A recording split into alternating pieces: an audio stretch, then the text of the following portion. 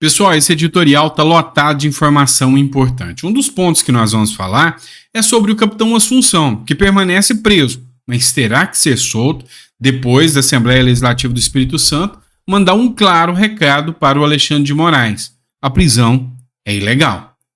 Também nós vamos falar de um certo desespero do Lula. Por quê? Porque eles perderam a CCJ e eles não tinham acordado ao fato de que a admissibilidade do impeachment começa na CCJ. Nós vamos falar sobre isso aqui com vocês. Então, bora começar. O editorial vai estar bom. Compartilha para mais pessoas. Se não é inscrito, inscreva-se. É sempre um prazer ter você aqui. Vamos começar falando do caso do capitão Assunção. Como vocês devem estar sabendo, o ministro do Supremo Tribunal Federal, Alexandre de Moraes, mandou prender o capitão Assunção. O capitão Assunção, ele é deputado estadual do Espírito Santo. O Alexandre de Moraes deu uma decisão por causa de postagens no TikTok do capitão Assunção. A decisão do Alexandre de Moraes, segundo apurou a CNN, entendia que o capitão Assunção, com as suas postagens, ameaçava o Lula e o próprio Alexandre de Moraes. Então, o Alexandre de Moraes decidiu mandar prender o capitão Assunção. Já é algo absurdo, porque se o Alexandre de Moraes falou que ele se sentia ameaçado, ele é vítima. Não pode ser o julgador. É o básico do direito. Também, a competência não é dele. Entretanto, foi para a Assembleia Legislativa analisar. E o Alexandre de Moraes não pode, dentro da lei, recusar a liberdade do capitão Assunção. Olha o que diz essa matéria do Metrópolis. Deputado será solto com base em texto aprovado pelo próprio Alexandre de Moraes em 2022. Vou tentar explicar de forma clara para vocês aqui. Tem um pouquinho de direito, mas não é nada tão complexo. A Constituição fala em imunidade parlamentar. Segundo a Constituição, um deputado federal, estadual não, um deputado federal só pode ser preso em flagrante delito e por crime inafiançável. Então, o deputado federal só pode ser preso por flagrante delito, ou seja, tem que ser pego no ato do crime, e por crime inafiançável. Esse é o caso do deputado federal, está previsto na Constituição. E quanto aos deputados estaduais, também se aplica? Pois é, não há nada claro dizendo, também se aplica aos deputados federais. Foi para o STF decidir isso lá em 2021. E aí, por 6-5, voto apertado. Com o voto do Alexandre de Moraes, ele entendeu que a imunidade do deputado estadual também atinge o texto da Constituição, ou melhor, o texto constitucional que pega os deputados federais também serve para o deputado estadual. Então, o deputado estadual também só pode ser preso. Primeiro, pelo juízo competente. E que eu lembre, a competência deles é o STJ, não o STF. Mas é pelo juízo competente. É o primeiro ponto. Segundo, por crime em flagrante. Ou seja, tem que estar cometendo ilícito ali na hora. Pois é. Agora inventaram um tal de flagrante eterno, né? Isso não existe no direito. E também por crime inafiançável. O crime que foi argumentado até na matéria da CNN é crime de ameaça. Vem cá, nem público o crime é. Ele é condicionado à representação. Nem dá cadeia, dá detenção. Ou seja, é algo insano de se ver. E acertadamente, a própria Assembleia Legislativa do Estado teve coragem e cravou essa derrota para o ministro do Supremo Alexandre de Moraes, dizendo: nananina não, solta ele imediatamente, porque essa prerrogativa não é sua, é nossa. Se vai cumprir, não sei, mas aí ele está indo contra ele mesmo. Será que ele vai mandar prender ele mesmo por desrespeitar ele, a decisão dele? Sei lá, né? Brasil, dá para acreditar em tudo, né? Foi ironia, foi brincadeira, mas deu para vocês entenderem aqui a situação. Vamos lá, outro ponto é que o Lula não tinha entendido que hoje há uma pedra no sapato do Lula. É o seguinte, o Lula perdeu várias comissões importantes. Uma delas, a CCJ, Comissão de Constituição e Justiça. Só que o Lula não tinha se tocado que a Comissão de Constituição e Justiça inicia o pedido de impeachment, ou seja, o juiz de admissibilidade inicia na CCJ, ou seja, é um calo a mais contra o Lula e a favor do impeachment. O Carlos Jordi fez uma publicação de uma matéria da CNN e escreveu o seguinte: o governo Lula fica preocupado com o impeachment. O PL assumiu a CCJ e é lá onde começa a admissibilidade do processo. O Brasil não aguenta mais tantos crimes de responsabilidade. Olha só a matéria do CNN aqui que vale a pena uma análise.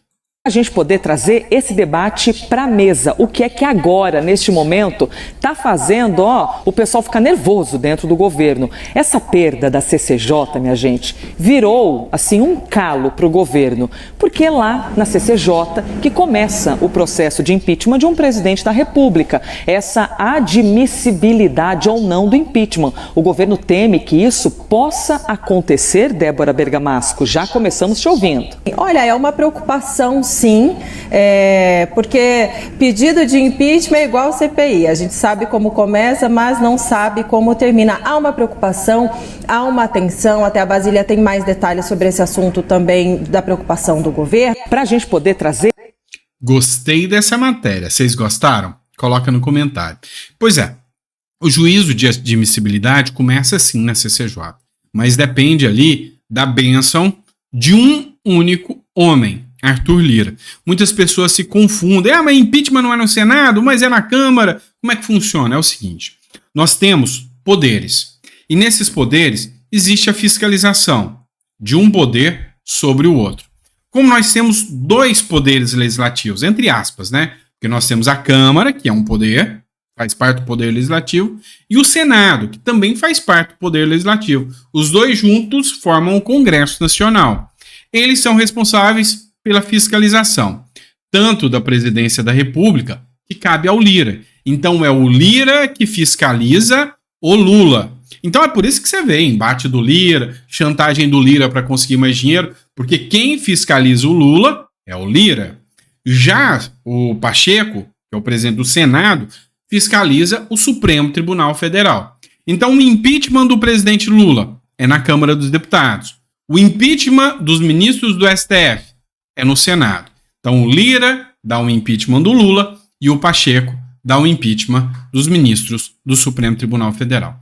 Mas todos precisam, primeiro, do aval do presidente da Câmara ou do Senado. Depois vai para a CCJ e lá tem o juízo de admissibilidade, ou seja, ela pode morrer ali, pode ser cortada, podada na raiz, na CCJ. Só que a CCJ agora está com a Caroline de Toni, que é do PL, e tem muita vontade de fazer ali um impeachment do Lula, eu não tenho dúvida disso. E até um dado interessante: a esquerda fica gritando para todos os lados: misoginia, a direita é misógina, a direita não gosta de mulher.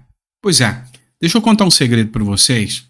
De toda a história, nunca mulheres ficaram à frente da CCJ, a não ser com duas exceções.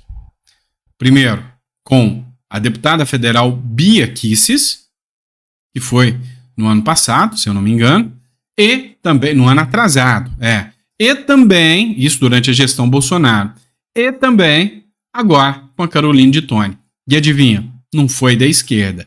A direita indica as mulheres e respeita as mulheres muito mais do que a esquerda. Vamos lá. Você lembra do Lula ter sido declarado persona non grata em Israel? Quer dizer que o Lula não é bem-vindo em Israel. Acontece que o partido de direito Chega tem como candidato a primeiro-ministro o Ventura. E ele deu um recadinho para o Lula. Segundo ele, o André Ventura, se o Lula, se ele for eleito primeiro-ministro de Portugal, Lula é persona non grata em Portugal também. Escuta só. Eu quero vos dizer uma coisa. O senhor presidente do Brasil, Luiz Inácio Lula da Silva, não vai entrar em Portugal. E nós não vamos deixar que entre em Portugal.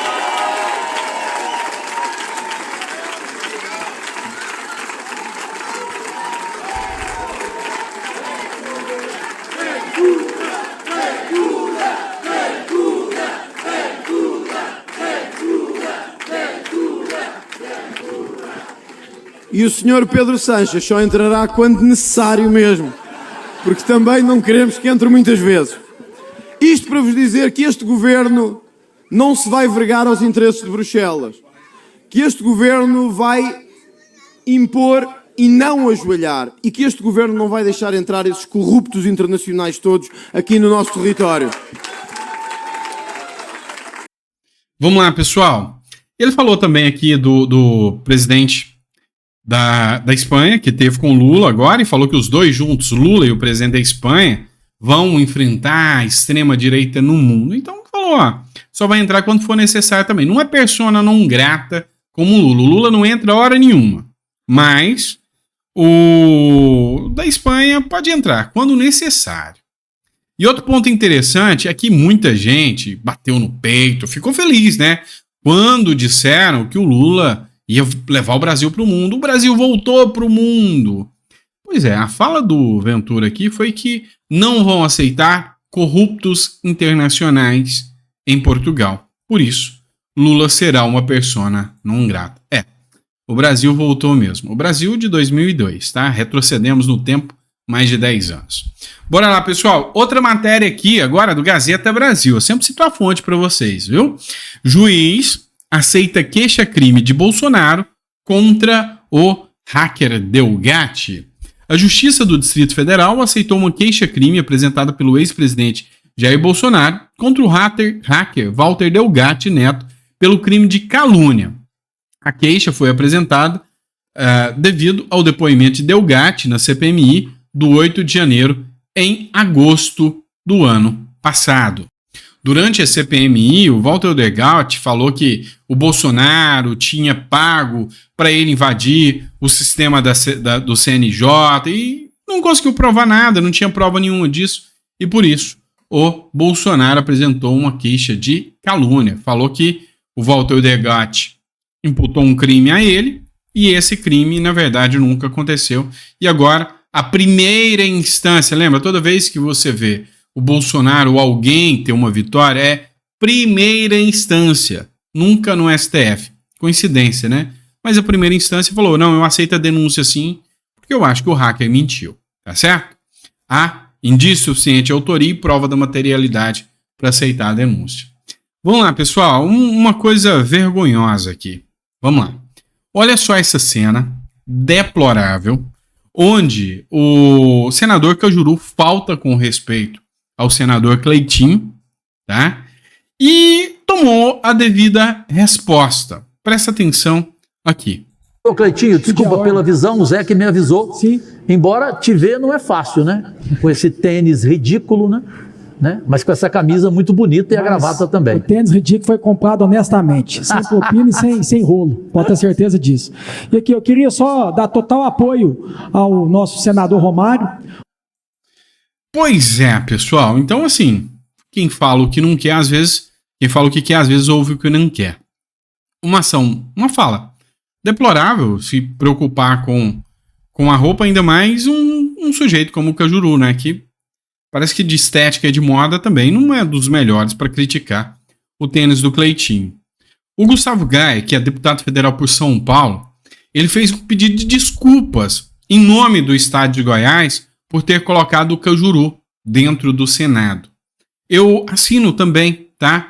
Esse pedido de desculpa do Gustavo Gaia, porque vocês devem saber, eu também sou goiano, sou lá do meu Goiás, sou pé rachado, comedor de piqui. Mas, há muitos anos, a vida e a trajetória me tirou de Goiás, me colocou primeiro em Minas Gerais, que me deu os maiores presentes da minha vida, depois me arrastou para São Paulo. E são 3 lugares que eu amo demais. E também, aqui eu concordo com o Gustavo Gaia, realmente, sabe, é um trabalho que, sabe, criou tanta expectativa que seria um parlamentar ímpar, e foi, mas não pelo lado positivo.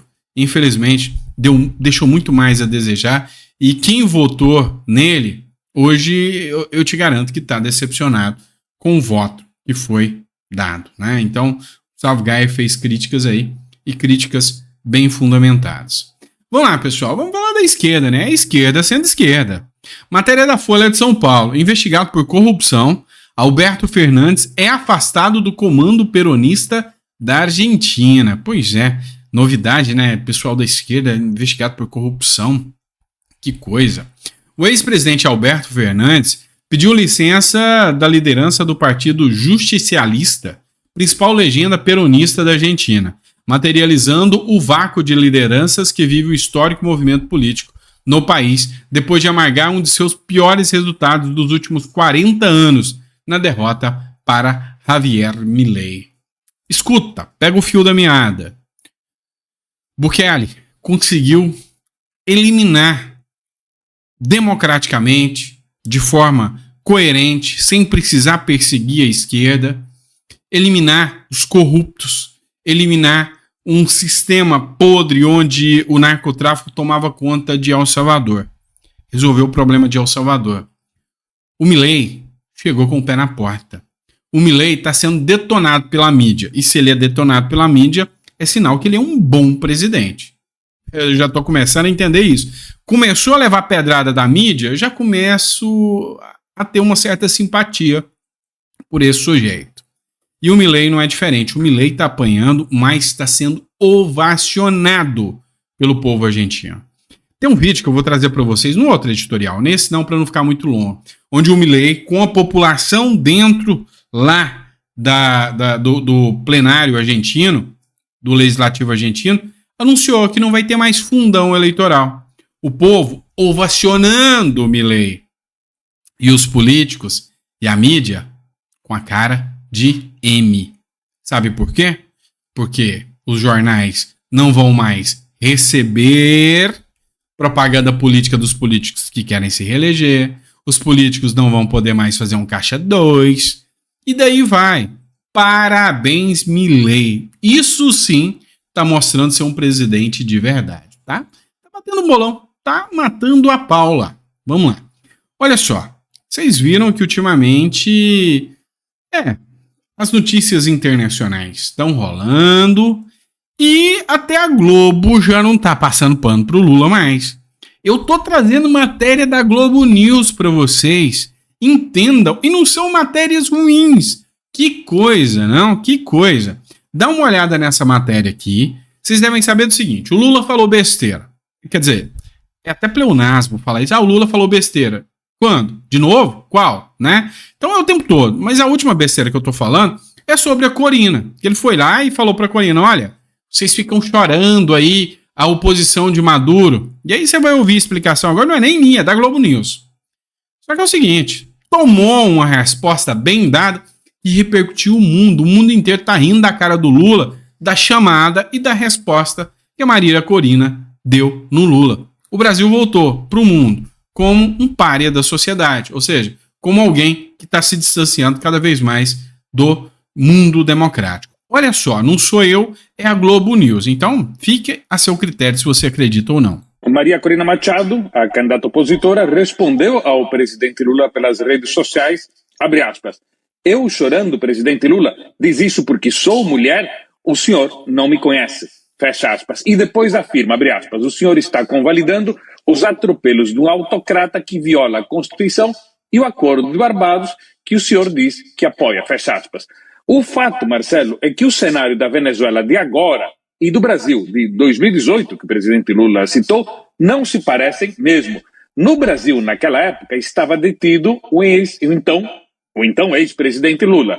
Na Venezuela estão detidos atualmente 300 opositores, entre os quais dezenas de lideranças e outras dezenas estão inelegíveis há anos. Não estão presas, mas estão inelegíveis há anos. Fora as dezenas de políticos que estão no exílio há quase uma década. No Brasil, os exilados da ditadura militar voltaram há mais de 40 anos. No Brasil, em 2018, Lula não podia disputar a presidência. Atualmente, na Venezuela, não podem disputar a presidência pelos próximos 15 anos, além de Maria Corina Machado, os outros dois mais famosos opositores, que são Henrique Capriles, que já foi candidato presidencial 2 vezes, e Fred Superlano.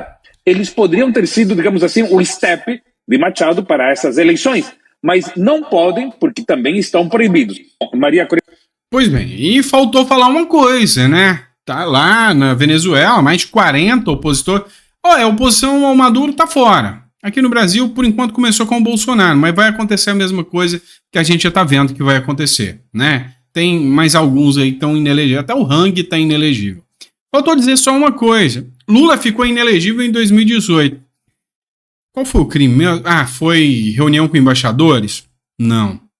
Foi... sei. 7 de setembro lotado? Também não.